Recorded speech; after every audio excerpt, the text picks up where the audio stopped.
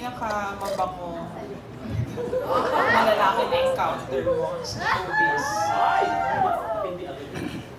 Pinakamabangong taong nakilala or na-encounter ko sa showbiz world? Walang bias ha. Hindi ako maglalagay ng bias. Sino ba? Si Papa P. Si Papa P. Si Papa P talaga. Oo, totoo. Bango po ni Papa P. Top 3 na lang, o diba? Top 3. Ngayon talaga kayong gustong ilagay sa listahan. Pag wala dito, sabi niya top 5. Hindi. Sabihin, Papa P. Sino ka? Sino ba? Sige na, sabihin mo na. Papa P.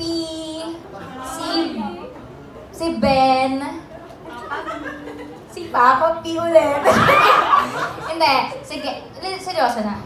Si Papa P, si Ben, Benedict Cua, sobrang bango nun. Tsaka si Brent. Yun talaga. Ayun. Okay. Well, Mika, can I just ask, kasi malapit na yung next na PBB. Napipressure ba? Or, ano ba? Kamusta ba yung feeling niya? Kasi ikaw kasi yung big winner eh. How would you advise the next batch of PBB? Like, paano ba nila maging big winner din? Shocks. Ako po, ang masasabi ko lang siguro sa kanila, advices lang siguro yung mabibigay ko. Kasi yung pagiging big winner, hindi ko naman talaga siya like, inasahan din naman eh. So ako masasabi ko, mabuhay talaga kayo sa loob ng bahay ni Kuya. Kasi yung experience dyan, yung kung ilang months man kayong tatagal dyan, kung ilang weeks man kayong tatagal dyan, sobrang bilis yan paglabas nyo. And lahat ng, sobrang bilis lang yan. Kaya kung nasa loob kayo ng bahay, enjoy nyo lang talaga. Hindi na kayo mabibigyan ng ganyang luxury ulit paglabas nyo na hindi maingay.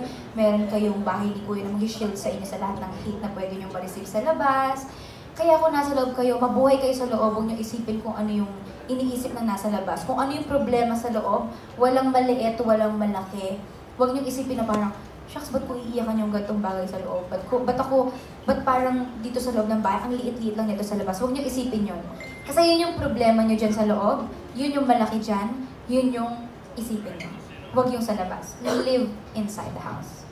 And my last question, kasi parang, may bago na namang winners, may bagong batchmates, may bagong parang new faces and mga popular, I'm sure, housemates.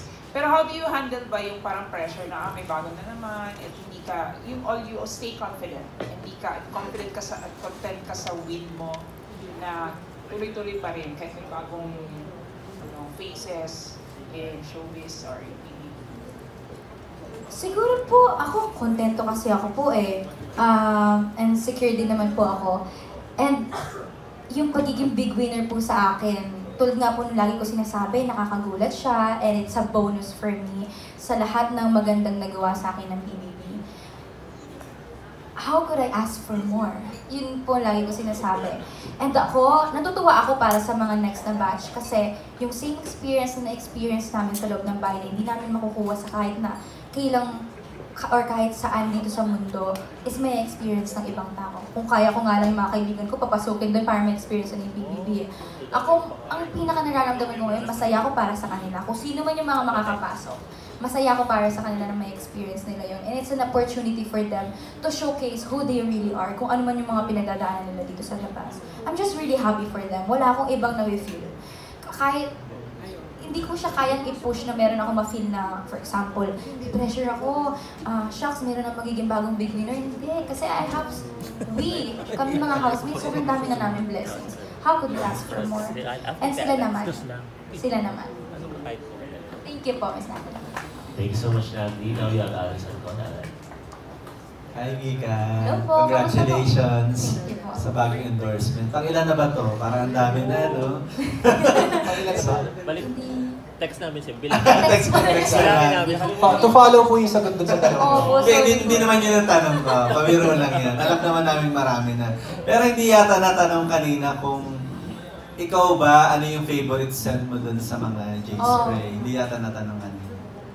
Sinagot ko po, pero hindi ko po nasabi yung isa. Yung isa po, nilalayer ko po kasi. Ako po kasi, pagka nagpapabango ako, ano po kasi ako ay maarte, so gusto ko po walang kaamoy. So, ang ginagawa ko, lagi ako nag-layer ng pabango. Pero dahil sasabihin ko na ngayon, magiging kaamoy ko na din kayo. Nilalayer ko po yung I Do, at saka yung Uptown Girl. Yun. Actually, yung Uptown Girl, ito, kaamoy siya ni Bianca. It reminds me of her. Kaya din siguro naging favorite ko siya. Bianca De Vera. Okay. Kaya din siguro, it reminds me of her. Kaya din siguro naging favorite ko siya. Kaamoy siya ni Bianca. Pero ikaw ba yung isang artista na kahit nasa loob ng bahay, nagpapabango? Or bago matulog, magpapabango? Sobra po. Kahit actually, after maligo, may nag-layer na po ako ng pabango. Kasi gusto ko po kahit matutulog ako mabango. So yung about naman sa regarding PBB din, malapit na, pinalabas na yung di ba, teaser. Ikaw ba, if given a chance to be part again ng season 2, na napapasok ulit, not a house guest pero housemate ulit, are you willing to do again for the second time around? Housemate ulit. Alam niyo po, ang PBB, sobrang laki ng nagawa niya para sa buhay ko. Mahal na mahal ko si Kuya, mahal na mahal ko yung bahay, pero hindi po. Hindi ko na po kaya, kasi looking back, parang pag ngayon po, iisipin ko, sasabihin ko sa sarili ko, grabe, pang isang beses lang talaga siya. Kasi pag isipin mo, walang cellphone, limited yung pagkain, araw-araw, hindi mo alam kung anong oras ka gigising, anong oras ka matutulog. Nakakatakot pag iisipin mo po na babalik ka doon. Kaya ko po house guest, pero parang hindi ko na kayang housemate ulit. Pero dun sa mga kaibigan, sabi mo nga sa kanina, ang dami mong gusto ipasok na kaibigan mo to experience, di ba? So sa dinami-dami ng mga kaibigan mo sa Sparkle, di ba? Sino yung mag-mention ka lang siguro ng isa o dalawa na gusto mong pumasok o ipasok doon para ma-experience it? Ayaw daw ni Migs. Ayaw ko Sinabi ko na gusto. Hindi ko sinabi ayaw ko, sabi ko pag-iisipan ko. Tsaka gusto ko maging host. Actually. Parang host ng PBB. Baka naman, Boss Vic. Si Kuya Migs, gusto ko po siya mag-PBB. Feeling ko interesting pagka na pinanood kita doon. Ikaw? Sino ba isa? Isa pa. Magbigay ka pa isa. A girl. Isang girl siguro. Ayan. Ayaw ko, baka ma-spoil ko kung sino yung papasok. Ayan tayo. Alam mo ba? Hindi, wala. Kasi Kuya Migs lang talaga gusto ko makita doon. Safe tong sagot mo Hindi hindi yung safe Dahil Hindi ko nandito makatabi kayo, ko. Pero thank you, congratulations, Thank you so Mika. More power to you, Thank dear you. career. Alright, I think we have more questions. Jan? Tawag ko. Hello, Mika. Congratulations. I'm Jeman from Orange Magazine. Thank you. Kung mag-create ka ng your own scent and design, ano yung sa tingin mo babagay for the brand? Create ako ng new scent and design for the brand mismo po. Para nagawa na nila. Meron po akong isang bottle na gusto dito, yung parang purple. And kasi it's very magical lahat ng scent nila, lahat ng scents nila, kahit na iba-iba, may particular po akong nakukuhang note sa mga scents, which is magic talaga. Even yung design. So ako po, kung may gagawin akong scent dito siguro, something na woody, na may clean na amoy. Kasi yun po yung favorite ko talaga ng mga scent. Pagka namimili ako ng scent, gusto ko medyo woody, powdery, na musk. Pero ito, parang yung I Do talaga. Kaya din siguro, sa lahat ng scent na meron sila like 17, ito yung pinakauna ko talaga nagustuhan yung I Do. Anong ipapangalan mo sa kanya? Do I? Ang ipapangalan ko sa kanya, siguro Mahika. Or Magic. Ganda. Last.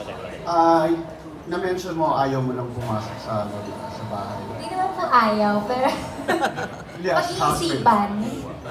Pero kung sakali magkakaroon ng all-star housemate, papasok ka ba and sino yung gusto mong makasama na past winners? Grabe, actually, yan po. Minsan, pagka nag-daydream po ako, wala lang, nag-daydream lang ako. Sabi ko, what if merong magkakaroon ng PBB na all-star o kaya like, all big winners? Yes. Minsan naiisip ko po yun. Siguro sobrang interesting kung ano mangyari na chemistry ng bahay ni Kuya. Siyempre ako, duo ko pa rin. para nagkasundo ko yung kasama ko papasok. Pero dapat, pagka pumasok ulit dun sa All-Star na yon, by duo pa rin. Para hindi kami magkalaban. How about yung other past names? Ate Kim Chu, yeah. Gusto ko po, ay, tsaka si James too. Si James po, tsaka si Kim Chu po. Yun po yung mga gusto ko din po makita sa loob ng bahay. Thank you.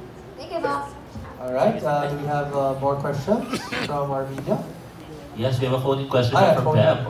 What are your expectations for your upcoming MMFF movie and working with Vice and the rest of the BBB housemates? Hi, Sir John. Thank you so much Hello. for that question. Thank you so Ako much. na din, ang daming role. Ako na nga din yung lineman kanino.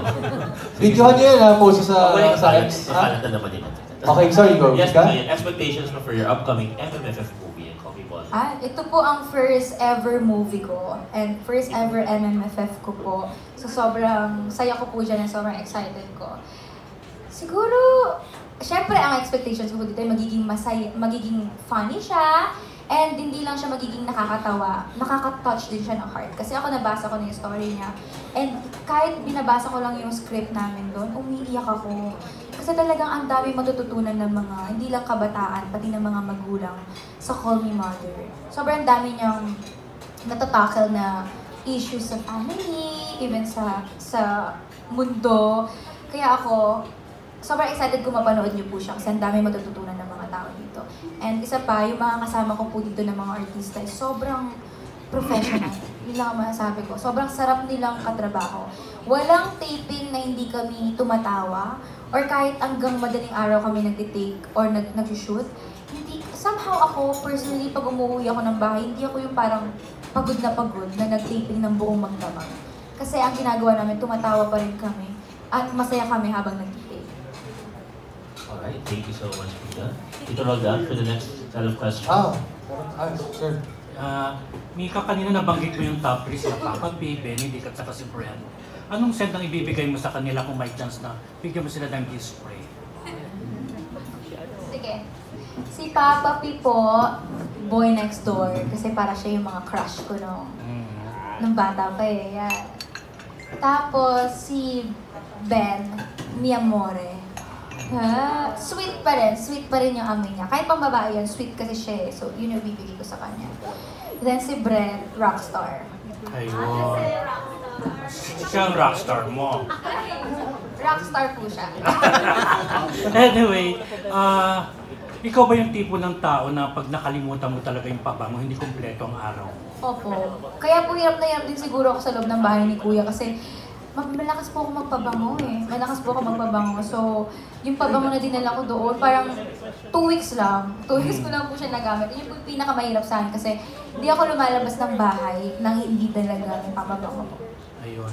Tapos, pwedeng bigyan mo kami ng konting chika sa bagong serye mo na yung nagkaroon. Oo. Hotel 88 po. Oo.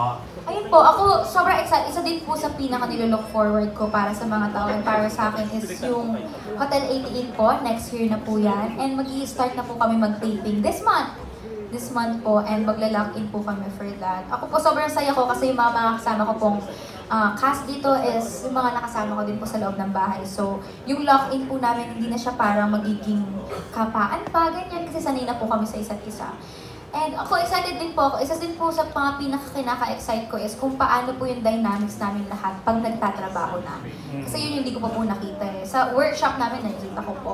Pero kung paano na pagka nasa talagang uma-acting na kami, paano namin dadalhin yung isa't isa, paano namin i-deliver yung mga lines namin, yung dialogues namin. Doon po ako excited. Excited din po ako matuto sa kanila lahat.